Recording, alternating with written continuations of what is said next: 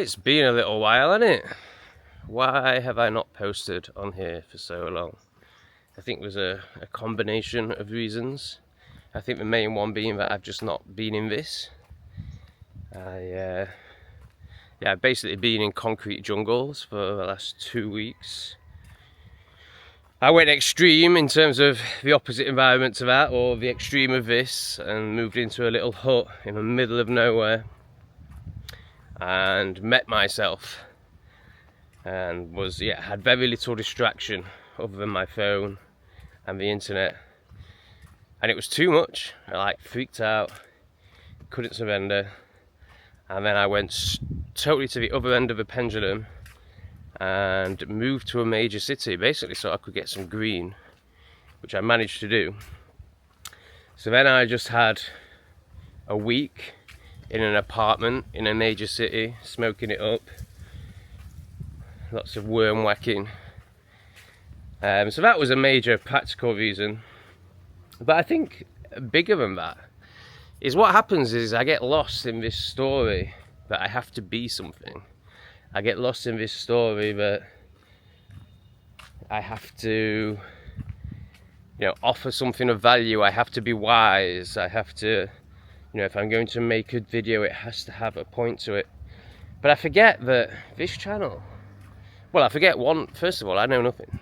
And there's just a deeper acceptance coming along with that all the time.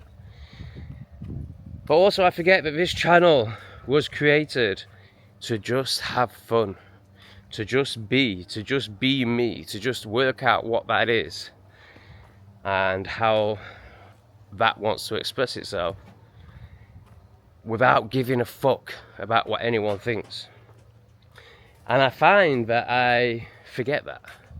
I forget that on this journey, and I start taking it seriously. So we have a very unfriendly street dog here.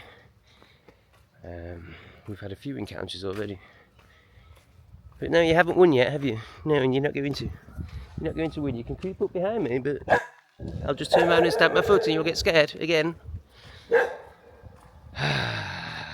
So I'm constantly on this journey of surrendering, essentially. I forget that nothing matters. I forget that nobody's opinion matters, that the way I come across doesn't matter. It's like I can start taking myself too seriously and taking this life seriously and people's opinions seriously. And then I get into this story of I've got nothing to say, I've got nothing of value to offer, so I just won't say anything. But I think if I do have anything to offer, it's for not giving a fuckedness. It's for doing this and clearly displaying that I am, relative to the rest of humanity, very free from the opinions of others.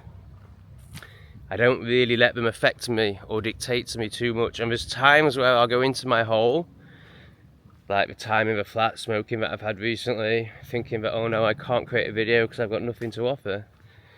There's times where I will fall back into those fears and stories and restrictions that we place upon ourselves.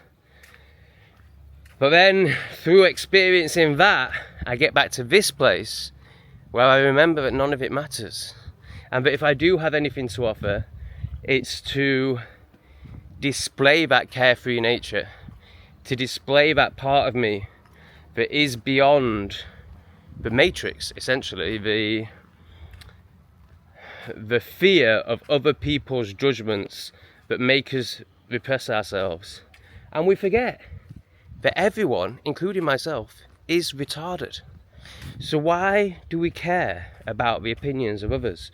Why would we ever stop ourselves from doing something based on other people's reactions to it? More importantly, based on the fear of other people's reactions to it. Being told that you're wrong, or you're not good enough, or just any general projection or criticism that one will inevitably receive if they put themselves out there online. Why would we let that bother us?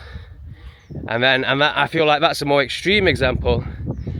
There's many examples in people's lives of keeping their mouth shut around certain family members, saying the right thing at work, not saying what you think in the gym sauna when somebody's banging on about the latest BBC speaking point and regurgitating it like a parrot, thinking it's some sort of knowledge, and you just keep your mouth shut.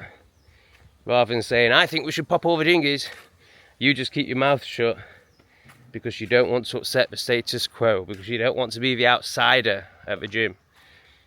You know, and I think if this channel has any purpose, it's just encouraging people to say what they think and speak their mind, and not worry about others, not worry about losing friends. Because essentially, whoa, that is the biggest grasshopper I've ever seen. Goodness me, that is massive. Essentially, if you're not receiving some sort of hate in your life, then you're not doing it right. If you're not, because it essentially means you're not being authentic. You're not being your true self. You're not standing for anything that feels right to you or any belief system. If you're just liked by everyone, then it's because you are no one. Because people don't like people that stand out from a crowd. People don't like people that walk to the beat of their own drum, because it shows how enslaved they are. You know, people don't like the person that takes a risk and makes it. You know, and I'm not saying I've made it. You know, my life could come crashing down at any minute. But, you know, relative to somebody working in an office as a drone, I've made it. You know, I've taken a chance, I've taken a risk, I've broken out of the system, and I've created my own reality to a point. You know, it's all a work in progress, and people hate that. Or if it's just on a, you know, speaking your truth, being authentic, saying what you think level, you know, people hate anything that shatters their version of reality, because everyone's just grabbing onto this fragile version of reality and telling themselves that they're right.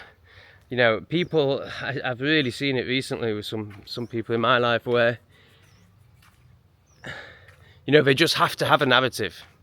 They have to have a narrative that they believe is right, and they can't deviate from that narrative, and they're still so coming from the mind and the ego, they haven't even begun to surrender or feel or, you know, let go to consciousness and wisdom and flow and connection with source.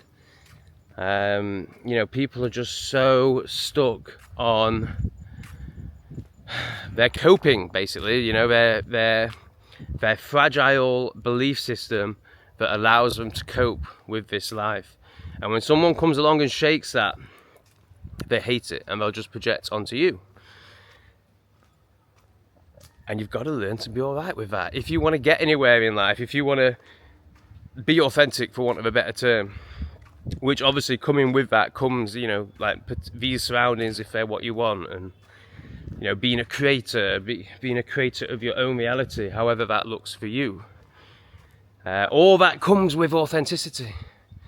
So it's like the fear of other people's reactions, the fear of other people not liking us, is what holds us back from all our magic, our essence, our eros, our way, our flow, our true north, our true self.